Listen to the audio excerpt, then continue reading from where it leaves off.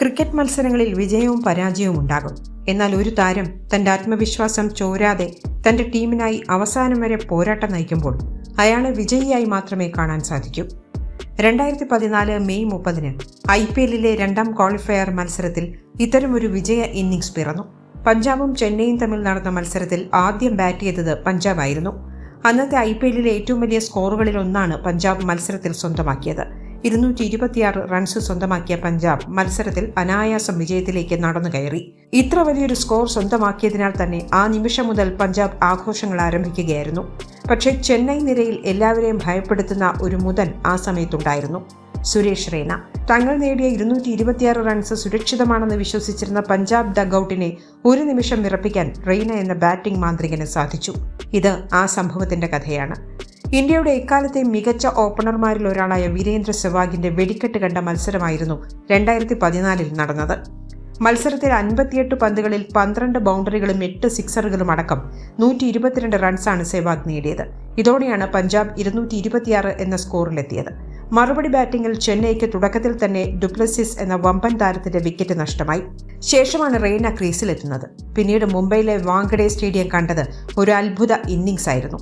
Mitchell ജോൺസണെതിരെ താൻ നേരിട്ട ആദ്യ പന്തിൽ ബൗണ്ടറി നേടിയാണ് റെയ്ന ആരംഭിച്ചത്. പിന്നീട് അടുത്ത ഓവറിൽ സന്ദീപ് ശർമ്മയെ 4 തവണയാണ് റെയ്ന ബൗണ്ടറി കടത്തിയത്. മത്സരത്തിൽ റെയ്നയുടെ ബാറ്റിന്റെ ചൂട് ഏറ്റവും അധികം അറിഞ്ഞത് മിച്ചൽ ജോൺസണും പർവീന്ദർ അവാനയുമായിരുന്നു.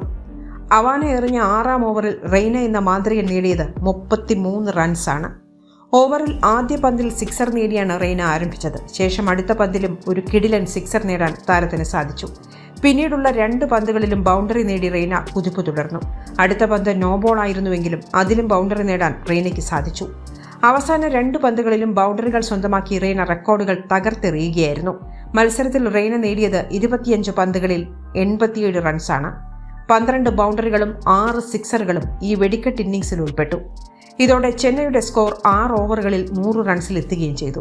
ഇതോടെ അസംഭവ്യമെന്ന് വിലയിരുത്തിയ ഒരു സ്കോർ മറികടക്കാൻ ചെന്നൈ ടീമിന് സാധിക്കുമെന്ന് എല്ലാവരും കരുതി. പഞ്ചാബ് ഡഗ്ഔട്ട് ഈ സമയത്ത് വളരെ സമ്മർദ്ദത്തിലായി.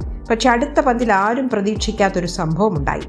റണ്ണെടുക്കാനായി ഓടുന്നതിനിടെ ചെന്നൈയുടെ വലിയ പ്രതീക്ഷയായിരുന്ന റെയ്ന റണ്ണൌട്ടായി മടങ്ങി. മഖല്ലം എന്ന ചെന്നൈയുടെ വിശ്വസ്തന്റെ ഭാഗത്തു നിന്ന് വന്ന വലിയ തെറ്റുമൂലമായിരുന്നു റെയ്ന കൂടാരം കയറിയത്. വാങ്കഡെ സ്റ്റേഡിയത്തിലുള്ള മുഴുവൻ ആരാധകരും എഴുന്നേറ്റ് നിന്ന് കയ്യടിയോടെയാണ് റെയ്നയെ സ്വീകരിച്ചത്. അത്രമാത്രം മികച്ച ഇന്നിംഗ്സ് ആയിരുന്നു താരം മത്സരത്തിൽ കാഴ്ചവെച്ചത്. റെയ്ന പുറത്തായതിനു ശേഷം മത്സരത്തിൽ ചെന്നൈ നിര തകർന്നു വീണു. മത്സരത്തിൽ 24 റൺസിന്റെ പരാജയം നേരിട്ട് ചെന്നൈ പുറത്താവുകയും ചെയ്തു.